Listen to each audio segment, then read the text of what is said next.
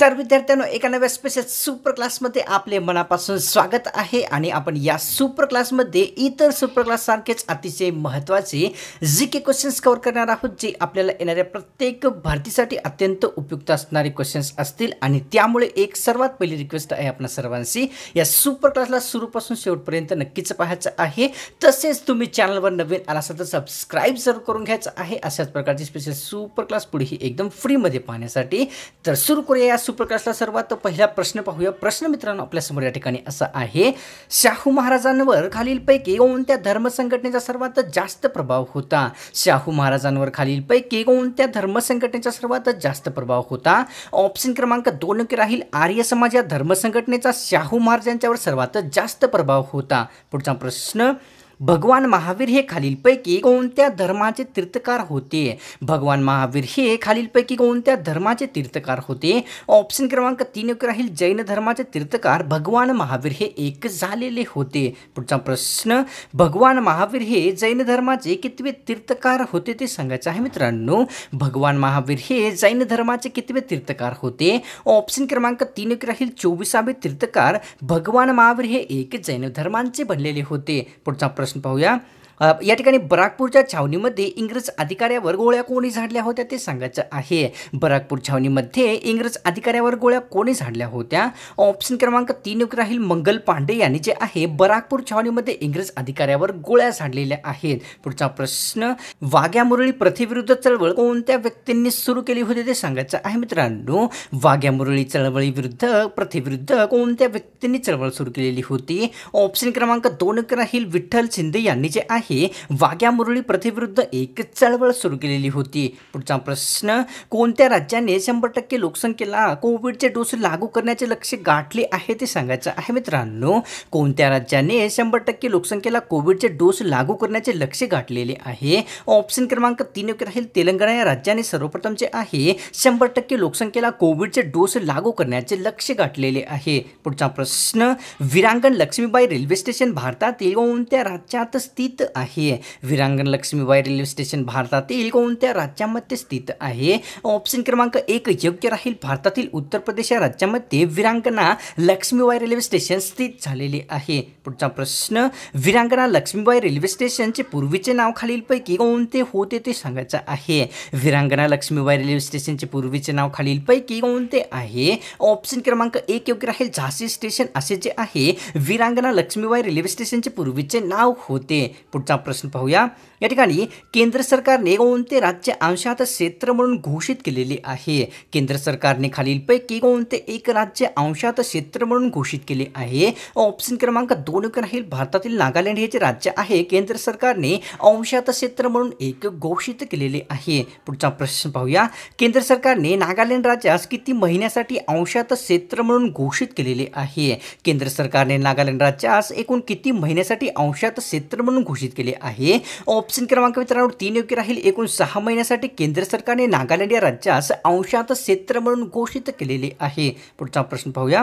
Major Dhyanchand Khel Ratna विद्यापीठाची पायाभरणी नुकतीच कोठे करण्यात आलेली आहे? मेजर ध्यानचंद खेलरत्न विद्यापीठाची पायाभरणी नुकतीच कोणत्या ठिकाणी करण्यात आलेली आहे? ऑप्शन क्रमांक 2 राहील, मेरठ या ठिकाणी मित्रांनो नुकतीच मेजर ध्यानचंद खेलरत्न विद्यापीठाची पायाभरणी झालेली आहे। पुढचा प्रश्न पाहूया। मेजर ध्यानचंद खेलरत्न विद्यापीठाची पायाभरणी मेरठ या ठिकाणी कोणाच्या हस्ते करण्यात आलेली आहे? मेजर ध्यानचंद खेलरत्न विद्यापीठाची पायाभरणी मेरठ या ठिकाणी खालीलपैकी कोणाच्या हस्ते झालेली आहे? ऑप्शन क्रमांक 2 राहील, नरेंद्र मोदी यांच्या हस्ते जे आहे मेरठ या ठिकाणी मेजर ध्यानचंद खेलरत्न विद्यापीठाची पायाभरणी करण्यात आलेली आहे। पुढचा प्रश्न, कोणत्या राज्याच्या विधान परिषदेमध्ये सर्वात जास्त जागा आहेत ते सांगायचं आहे? भारतातील कोणत्या राज्याच्या विधान परिषदेमध्ये सर्वात जास्त जागा आहेत? ऑप्शन क्रमांक 4 राहील, भारतातील उत्तर प्रदेश या राज्याच्या विधान परिषदेमध्ये सर्वात जास्त जागा आहेत। पुढचा प्रश्न, उत्तर प्रदेश राज्याच्या विधान परिषदेमध्ये एकूण किती जागा आहेत ते सांगायचं आहे मित्रांनो। भारतातील उत्तर प्रदेश राज्याच्या विधान परिषदेमध्ये एकूण किती जागा आहेत? ऑप्शन क्रमांक मित्रांनो 4 योग्य राहील, 100 एवढे जे सदस्य जे जागा आहेत उत्तर प्रदेश राज्याच्या विधान परिषदेमध्ये स्थित आहेत। पुढचा प्रश्न, कर्नाटक राज्याच्या विधान परिषदेमध्ये एकूण किती सदस्य आहेत ते सांगायचं आहे. कर्नाटक राज्याच्या विधान परिषदेमध्ये एकूण किती सदस्य आहेत? ऑप्शन क्रमांक मित्रांनो 3 योग्य राहील. 75 सदस्य एवढे जे सदस्य आहेत कर्नाटक राज्याच्या विधान परिषदेचे सदस्य संख्या बनलेली आहे. तर पाहूया पुढचा प्रश्न काय आहे. भारतातील एकूण किती राज्यामध्ये विधान परिषद उपस्थित आहे ते सांगायचं आहे. भारतातील एकूण किती राज्यामध्ये विधान परिषद उपस्थित आहे? ऑप्शन क्रमांक 1 योग्य राहील. भारतातील एकूण 6 राज्यामध्ये विधान परिषद ही एक उपस्थित झालेली आहे. पुढचा प्रश्न, मराठीतील तुरुंग या शब्दाला खालीलपैकी कोणकोणते पर्यायी शब्द आहेत ते सांगायचं आहे. मराठीतील तुरुंग या शब्दाला खालीलपैकी कोणकोणते पर्यायी शब्द आहेत? ऑप्शन क्रमांक 4 योग्य राहील आणि 4 म्हणजेच बंदिशाळा, जेल आणि तसेच कारागृह हे जे सर्व शब्द आहेत तुरुंग या शब्दाचे पर्यायी शब्द बनलेले आहेत. पुढचा प्रश्न, दीक्षाभूमी हे पवित्र स्थान महाराष्ट्रातील कोणत्या जिल्ह्यात स्थित आहे? दीक्षाभूमी हे पवित्र स्थान महाराष्ट्रातील कोणत्या जिल्ह्यात स्थित आहे? ऑप्शन क्रमांक 1 योग्य राहील. महाराष्ट्रातील नागपूर या जिल्ह्यामध्ये दीक्षाभूमी हे अतिशय पवित्र स्थान स्थित झालेले आहे. पुढचा प्रश्न, सांडी पक्षी अभयारण्य भारतातील कोणत्या राज्यात स्थित आहे? सांडी पक्षी अभयारण्य भारतातील कोणत्या राज्यामध्ये स्थित आहे? ऑप्शन क्रमांक 4 योग्य राहील. भारतातील उत्तर प्रदेश या राज्यामध्ये सांडी पक्षी अभयारण्य स्थित झालेले आहे. पुढचा प्रश्न पाहूया. समसपूर हे पक्षी अभयारण्य भारतातील कोणत्या राज्यात स्थित आहे? समसपूर हे पक्षी अभयारण्य भारतातील कोणत्या राज्यामध्ये स्थित आहे? तर ऑप्शन क्रमांक 1 योग्य राहील मित्रांनो. आणि राज्य म्हणलो परंतु या ठिकाणी शहर किंवा ठिकाण होते. तर ऑप्शन क्रमांक 1 योग्य राहील मित्रांनो. रायबेली या ठिकाणी जे आहे समसपूर हे पक्षी अभयारण्य स्थित झालेले आहे. पुढचा प्रश्न, रायबेली हे ठिकाण भारतातील कोणत्या राज्यात स्थित आहे? रायबेली हे ठिकाण भारतातील कोणत्या राज्यामध्ये स्थित आहे? ऑप्शन क्रमांक 4 राहील. भारतातील उत्तर प्रदेश या राज्यामध्ये रायबेली हे प्रसिद्ध ठिकाण स्थित झालेले आहे. पुढचा प्रश्न, सरदार सरोवर प्रकल्प कोणत्या नदीवर उभारण्यात आला आहे ते सांगायचं आहे. सरदार सरोवर प्रकल्प हा कोणत्या नदीवर उभारण्यात आला आहे? ऑप्शन क्रमांक 1 योग्य राहील मित्रांनो. सरदार सरोवर हा जो प्रसिद्ध प्रकल्प आहे नर्मदा नदीवर उभारण्यात आलेला आहे. पुढचा प्रश्न, खालीलपैकी कोणकोणते तीर्थक्षेत्र हे महाराष्ट्रामध्ये आहेत ते सांगायचं आहे. खालीलपैकी कोणकोणते तीर्थक्षेत्र महाराष्ट्रामध्ये आहेत? ऑप्शन क्रमांक 4 योग्य राहील. वरीलपैकी सर्वच म्हणजे औंढा नागनाथ, पंढरपूर, शेगाव हे सर्व तीर्थक्षेत्र महाराष्ट्रामध्ये स्थित झालेले आहेत. पुढचा प्रश्न पाहूया. दररोज किती सफरचंद खाल्ल्याने ॲनिमिया हा आजार कधीच होत नसतो ते सांगायचं आहे मित्रांनो. दररोज किती सफरचंद खाल्ल्याने एक ॲनिमिया आजार हा कधीच होत नसतो. ऑप्शन क्रमांक 1 योग्य राहील. दररोज 2 सफरचंद खाल्ल्याने ॲनिमिया हा आजार कधीच होत नसतो. पुढचा प्रश्न, भारतातील कोणत्या राज्यामध्ये सर्वात जास्त भूकंपाचे झटके बसतात किंवा येतात ते सांगायचं आहे मित्रांनो. भारतातील कोणत्या राज्यामध्ये सर्वात जास्त भूकंपाचे झटके येत असतात? तर ऑप्शन क्रमांक 1 योग्य राहील मित्रांनो. भारतातील आसाम या राज्यामध्ये सर्वात जास्त प्रमाणामध्ये भूकंपाचे झटके येत असतात. पुढचा प्रश्न, कोणत्याही धार्मिक विधीसाठी ब्राह्मण पुरोहिताची गरज नाही असे मत खालीलपैकी कोणत्या समाजसुधारकाचे होते ते सांगायचं आहे मित्रांनो. कोणत्याही धार्मिक विधीसाठी ब्राह्मण पुरोहिताची गरज नाही असे मत खालीलपैकी कोणत्या समाजसुधारकाचे होते? ऑप्शन क्रमांक या ठिकाणी 4 योग्य राहील. महात्मा फुले यांचे मत जे आहे कोणत्याही धार्मिक विधीसाठी ब्राह्मण पुरोहिताची गरज नाही असे त्यांचे मत होते.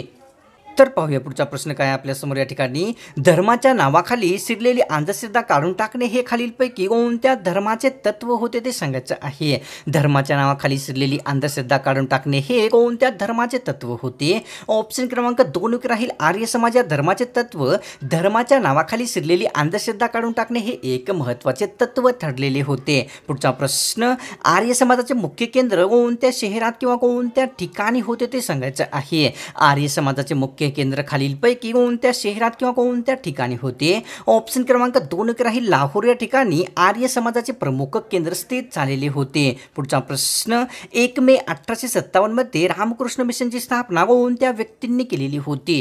1 मे 1857 मध्ये रामकृष्ण मिशनची स्थापना खालीलपैकी कोणत्या व्यक्तींनी किंवा कोठे करण्यात आलेली होती? ऑप्शन क्रमांक मित्रांनो आपल्यासमोर या ठिकाणी 2 योग्य राहील. बंगाल या ठिकाणी जे आहे 1 मे 1857 मध्ये रामकृष्ण मिशनची स्थापना करण्यात आलेली होती. पुढचा प्रश्न, महाराष्ट्र सरकारने राजेंद्र प्रसाद ही समिती कशाच्या अभ्यासासाठी सुरू केलेली होती? महाराष्ट्र राज्य सरकारने राजेंद्र प्रसाद ही समिती कशाच्या अभ्यासासाठी सुरू केलेली आहे किंवा नेमलेली आहे? ऑप्शन क्रमांक 1 योग्य राहील. नदीच्या अभ्यास करण्यासाठी जे आहे महाराष्ट्र राज्य सरकारने राजेंद्र प्रसाद ही समिती नेमलेली आहे. पुढचा प्रश्न, राजेंद्र प्रसाद ही समिती कोणत्या नदीच्या खोऱ्यातील अभ्यासासाठी नेमण्यात आलेली आहे? राजेंद्र प्रसाद ही समिती खालीलपैकी कोणत्या नदीच्या खोऱ्याच्या अभ्यासासाठी बनवण्यात आलेली आहे किंवा नेमण्यात आलेली आहे? तर ऑप्शन क्रमांक 2 योग्य राहील. राजेंद्र प्रसाद ही जी समिती आहे मित्रांनो, भीमा नदीच्या खोऱ्याच्या अभ्यासासाठी नेमण्यात आलेली आहे. पुढचा प्रश्न पाहूया. महाराष्ट्रामध्ये डाळिंबाचे निर्यात करणारे जिल्हे खालीलपैकी कोणते आहेत ते सांगायचं आहे. महाराष्ट्रामध्ये डाळिंबाचे निर्यात करणारे खालीलपैकी कोणकोणते जिल्हे आहेत? ऑप्शन क्रमांक 4 योग्य राहील. वरीलपैकी सर्वच म्हणजे अहमदनगर, सोलापूर, सांगली हे जे तिन्ही जिल्हे आहेत महाराष्ट्रामध्ये डाळिंबाचे निर्यात करणारे जिल्हे बनलेले आहेत. पुढचा प्रश्न पाहूया. महाराष्ट्रातून कांद्याची निर्यात करणारे खालीलपैकी कोणकोणते जिल्हे आहेत? महाराष्ट्रातून कांद्याची निर्यात करणारे खालीलपैकी कोणकोणते जिल्हे आहेत? ऑप्शन क्रमांक 4 योग्य राहील. वरीलपैकी सर्वच म्हणजे अहमदनगर, पुणे, नाशिक हे जे तिन्ही जिल्हे आहेत महाराष्ट्रातून कांद्याची निर्यात करणारे जिल्हे बनलेले आहेत.